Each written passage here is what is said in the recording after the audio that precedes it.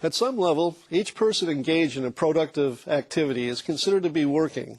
When working in a collaborative effort, in which we share a sense of cooperation in order to achieve a mutually agreed upon goal, we are considered to be organized, and thus working within the confines of an organizational structure. There are few organizations today, and the people within them, that have not benefited either directly or indirectly by the implementation of some form of technology. As a technologist, my interest is in the exploration of the intrinsic connection between technology's contributions to the overall advancement of the quality of work life and an individual's pursuit of happiness. There are several interesting human factors regarding the use of technology that are shared universally across the cultural spectrum. According to McGrory's study in 2000, these traits are practiced by people of all walks of life, independent of national influences, and are easily identifiable and measured at the macro level of experiences within the human condition.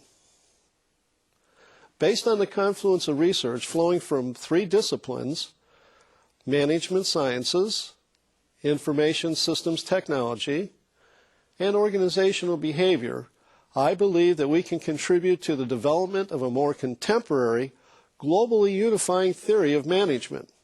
In particular, there is an urgent need for the application of a new model of understanding regarding how technology can be integrated synergistically into a work environment for maximum optimization purposes. This new paradigm will provide a working frame of reference to assist managers in the pursuit of efficient operational effectiveness while strengthening the economic foundations of the organization by increasing the worker's sense of self-satisfaction and happiness. The conclusion of various research studies by Batnagar in 2004 and others before him clearly support the claim that there has been a massive global change in technologies, centralized role as primarily enabling factor vis-a-vis operational goals. They highlight the apparent lack of an equally evolved philosophical foundation that adequately prepares today's leaders, executives, and managers to truly appreciate the ubiquitous nature of technology and the methods required to harness its potential for the achievement of a well-orchestrated competitive advantage. There is a series of well-documented studies regarding the level of technology diffusion attained from over 190 countries. These surveys are conducted annually by the United Nations. It rates and then ranks each country according to its stage of e-government offerings achieved. The resulting commentary serves as a bellwether of how well the state-of-the-art technological processes have permeated the various regions of the globe. The information extrapolated from the UN document and supported by several other objective observers that include Dunleavy, Margetts et al. In 2006, Jansen in 2005, and Osimo in 2008 was used to determine the probable level of proficient technology usage in these various regions. Effective government service, like successful business organizations, require the collection, processing, storage, and dissemination of large amounts of data and information on the many facets of their operational activities. As corporations and government agencies collect pertinent client information, they must maintain a sophisticated information and communications technologies, and ICT, capability to efficiently understand and act upon the intelligence produced by these systems. Many organizations today are experiencing several resource draining trends. Growing populations are stressing business and government's ability to satisfactorily deliver face-to-face administrative services. And these stressors are the main drivers of the deployment of the e-commerce and e-government systems.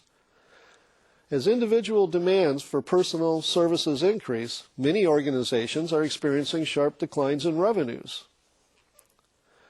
This combination of increasing demand and shrinking resources is putting extreme economic pressure on many service-oriented operations.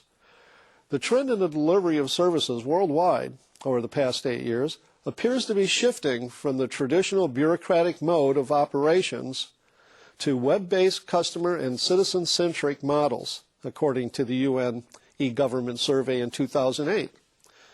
This trend appears to be representative of most sophisticated businesses worldwide as well. To demonstrate the commonality of experiences and reaction to technology's universal appeal to citizens of the world, one only needs to track the diffusion of the telecommunications devices and services to understand the power of unity provided by the enabling technology. Regardless of cultures, nationalities, or philosophical differences, transportation and information technologies have created a binding force that not only shrinks the world's barriers in terms of time and distance, but it also reduces the apparent magnitude of perceived differences among the peoples of the world. Aren't people more emotionally well-grounded when in touch and supported by the group, whatever the makeup of that group may be? It could be family, school, work-related organizations, etc. The universality of access to knowledge and ability to contribute to its expanding value is the bond which ties, but is no longer necessarily the bonds of nation, religion, tribe, clan, family, etc. The technological bonds are the bonds of the individual communications in which telecommunications and information technologies are binding humans together in community based on our universal commonalities versus perceived differences. This binding process will continue to thrust humanity into the centrifuge of complete global integration. Knowledge management, through the use of information technology, creates a significant leveraging capability.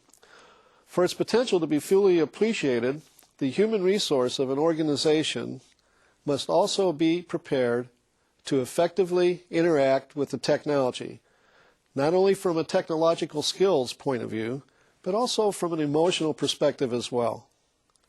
People, and only people, can truly advance the overall objectives of an organization.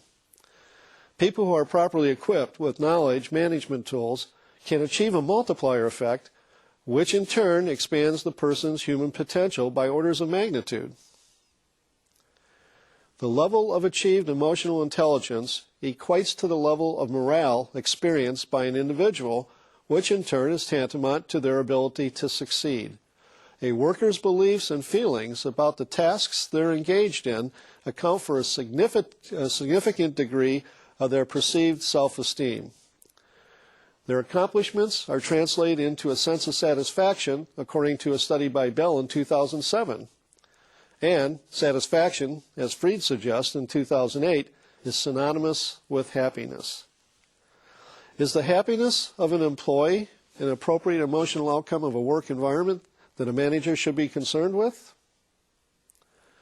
Shelley Lazarus, chairwoman and CEO of Ogilvy and Mather, succinctly summed up the general premise of this proposition during a speech given to the members of her worldwide operations group, in which she stated, "This may sound soft and mushy, but happy people are better for business.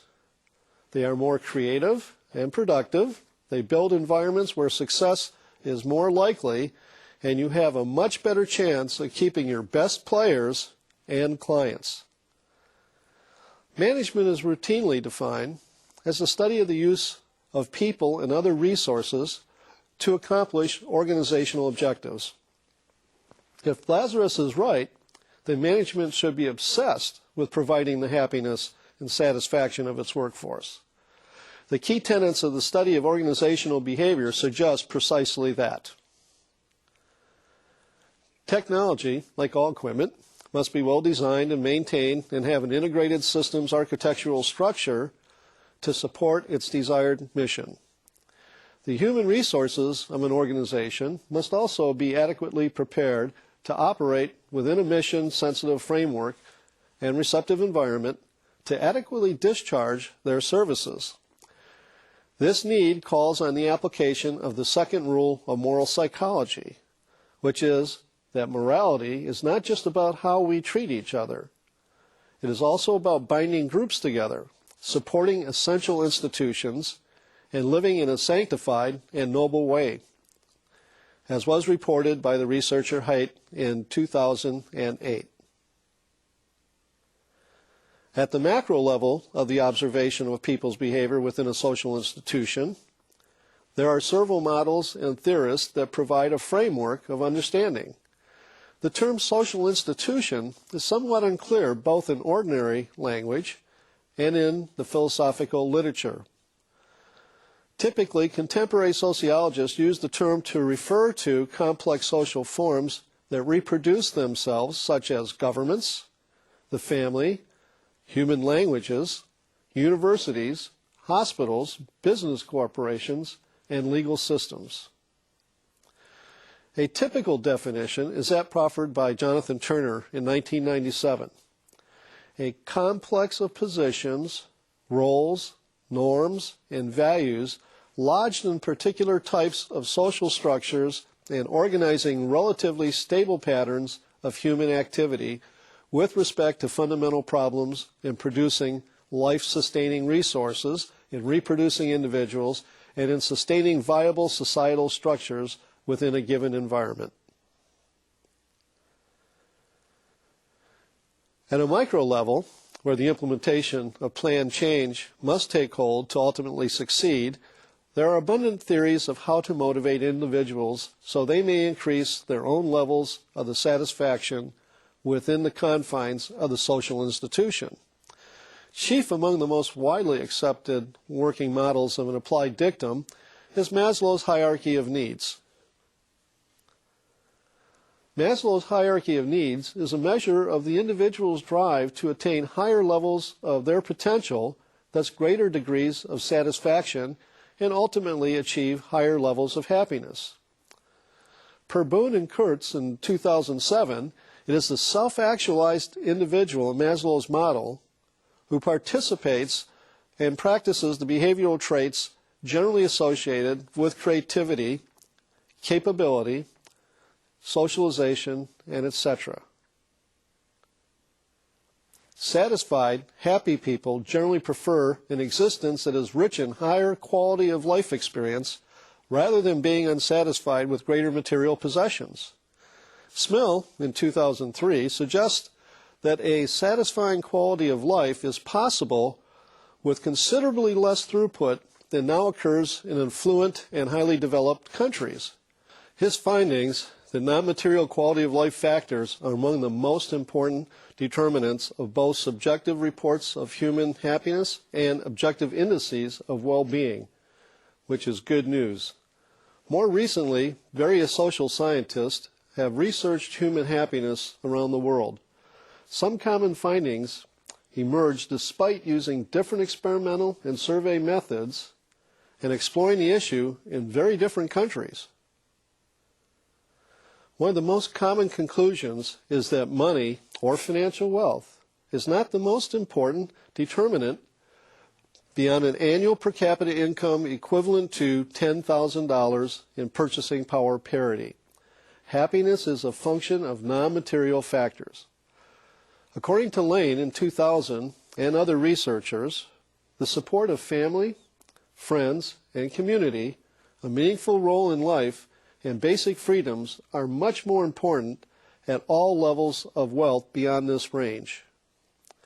Building on these and other past studies of workplace dynamics and satisfaction, I believe there exists a critical need for the application of a unifying working model that will equip management with an innovative technique to analyze, diagnose, and prescribe appropriate managerial interventions to achieve satisfaction and happiness in the workplace, as well as performance excellence and maximum client loyalty, given the complex realities of our globalized environment and markets. Such an approach has been proposed by Cardenas and others in their ETK conceptual framework and model focusing on emotional intelligence, technology awareness, and knowledge management. Their publications can be consulted in the participants' manual of this program. The alignment or synchronization of internal and external organizational strategies and tactics described through the ETK model can be the answer to a much-awaited method to quantify and assess degrees of global competitiveness in organizations around the world. In another ITC module, my distinguished colleague and world-renowned operations expert, Dr. Meenakshi Krishnamoorthy, will share with you how the evolving tenets of the ETK theory and synchronization approach can be actively applied to create significant internal and external organizational synchronizations for optimal organizational performance, worker happiness, and ultimately achieve staunch client loyalty. Thank you.